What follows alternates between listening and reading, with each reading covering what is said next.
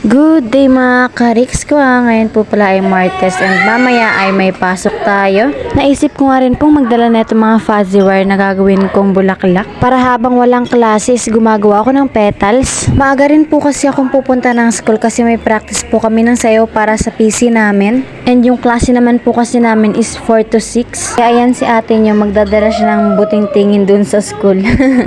So fast forward, pupunta na nga po ako dyan sa school and outfit check. O diba, tignan nyo guys yung pants ko.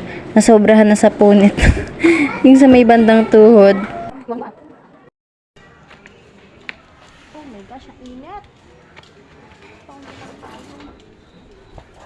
Pagkasarado ko naman po ng bahay namin, ayan, let's go. Time check at alas 12 na nga yan. At wala pa akong dalang payong.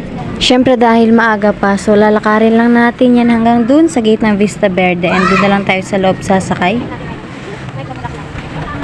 Nagdala rin po pala ako ng isang bulaklak dyan, o diba?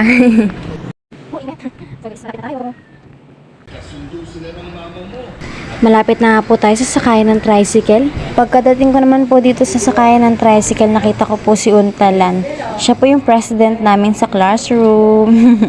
May dala po siyang dishwashing liquid. Grabe, haggard na si Pres. So, project po pala namin yung liquid guys. Tapos yung dala niya, yung mga nagpasabay. Kaya guys, ang bigat. Dito ay naghihintay pala kami sa may sakayan ng tricycle kasi sabi ni Pres is may darating daw dyan para tumulong sa kanya sa pagbubuhat. So, ayan, habang naghihintay kami, diba? Ginagawa na ni ate mo yung ibang petals. Ilang minuto rin po pala kami naghintay dyan kaso wala talagang dumating. Mag-aalauna na nga po nung umalis na kami dyan ni Pres kasi ang tagal nga nung hinihintay namin.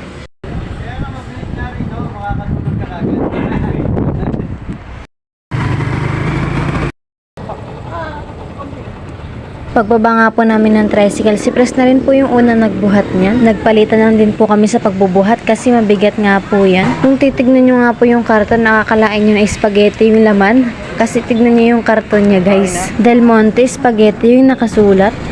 Dito guys ay si Pres naman po ulit yung nagbuhat hanggang makarating na kami sa school. Nakasalubong rin po pala namin yung prof namin na nagpa-project niyan. At sabi ni sir ilagay na lang daw po dun sa kitchen niya. Nasa second floor din po pala yung pagdadalhan namin ng liquid na yan. Kaya ayan si Pres, haggard na haggard na.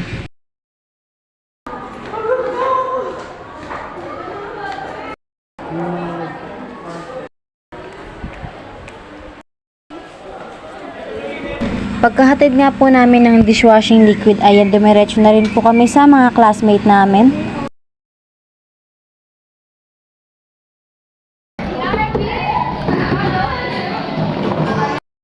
Dito guys ay gumagawa na po sila ng step. At ito naman si ate nyo habang naghihintay, nagbuting-ting ulit dito sa mga fuzzy wire. Plus matapos ko na nga yung mga dinala kong fuzzy wire. At maya-maya rin po ay lumabas na kami dun sa classroom and naghahanap po kami ng ibang classroom na bakante. Nakita pa nga namin dyan si ate Rona. Nang makahanap na nga po kami ng bakanting classroom, ayan, magsisimula na ang pagpa-practice.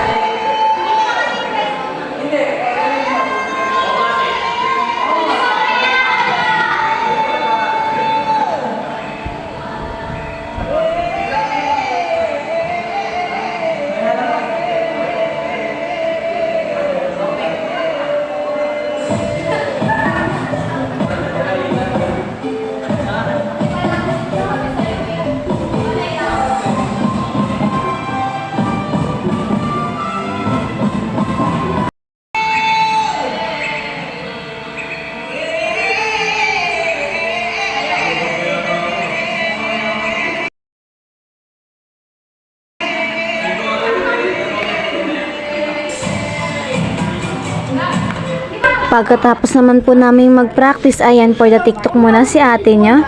Nambabali ng leeg, sasaga sa mga gas talaga paasa sa heg. Magpasensyahan mo baby, di maawat ang bibig. Sasabay sa balagbagan dito, puro pa ay leg.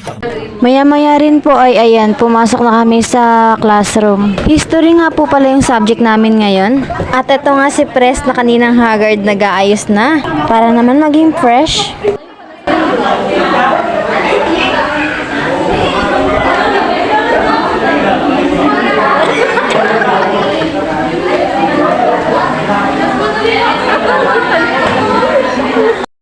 Nagsimula na nga rin pong mag-report yung isang grupo.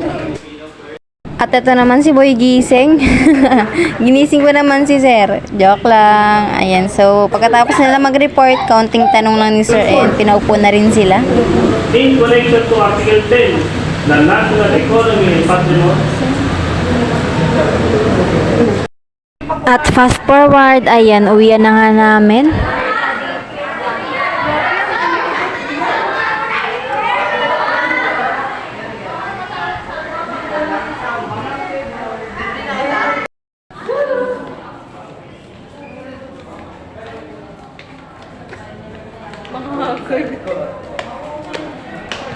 Hindi, ano lang sa camera.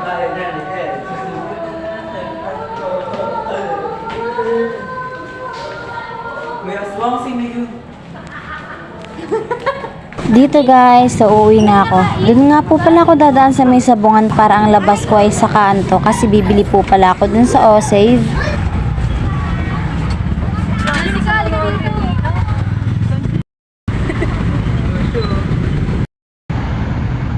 Lumana po ba sa sabungan? Hindi ko pali. Dito nga guys, napatanong ako kay Kuya Driver kasi akala ko lumagpas na kami sa may sabungan. Dito na ako guys. May tricycle naman, di ba? Meron. Wait lang po ah. Bye guys. Bye-bye. Bye, ingat. Bye. Laking truck na ito. Dito nga guys ay sasakay na lang ako ng tricycle dyan and bababa ako dun sa may kanto. Dito nga guys ay malalobat na nga yung cellphone ko dyan kaya hindi na po ako masyadong nagvi-video. Pagdating nga po namin ng kanto ayan kitang kita nyo kung gaano karami yung mga motorsiklo na nasa gilid na sa sobrang traffic.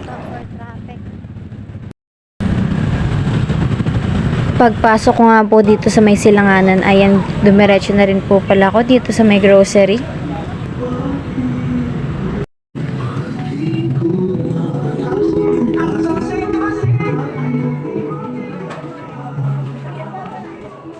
Kaunti lang din po pala yung bibilhin ko dyan kasi onti lang din naman yung pambiling dala ko. Kaya ayan. Pagkatapos ko naman pong bumili dyan, ayan, umuwi na nga po ako and sumakay po ako ng pedicab hanggang Padyakan lang. Kasi bumili rin po muna ako ng fishball dyan bago ako umuwi ng bahay. At fast forward, nandito nga po tayo sa bahay and ang putla ko talaga sa video. Share ka lang. 7:26. So, mga nakauwi ako bago mag alas 7. Then, ito pala yung pinamili ko. Ay! Ito na lang. Kaso hindi ko na rin po na-picturean yung laman yan. Makikita nyo na lang po dito sa video yung laman yan mamaya. So, ito na nga po yung mga dinala kong fuzzy wire dun sa school. And ayan, natapos ko na siya guys. Konti lang din naman po kasi yung nadala ko. And ayan po, ididikit-dikit na lang po yan para makabuo ng isang bulaklak. At ito na nga po yung laman ng isang malaking box. Kaunti, kala mo puno eh, no? Pinili ko rin po yung malaking box kasi may paggagamitan ako niyan. Habang hindi pa naman po ako nagsasara, ayan, gumawa muna si ate nyo ng flower bouquet na may kasamang teddy bear. O, diba? Ang ganda niyan, guys. Meron din po ako nagawang kulay pink at ito yun. Iba lang din po pala yung bulaklak niyan at may fairy light na kasama. Ang benta ko nga po pala dun sa kulay purple ay 180 and ito naman pong may ilaw ay 200. Kaya yun mga kariks ko, ano pang hinihintay nyo? Order na! Pwede rin po pala yung partner ng gami. Ayan, o diba? Ang ganda. At hanggang dito na lang mga kariks ko. Thank you for watching. God bless and kita-kits po sa susunod na vlog. Bye-bye!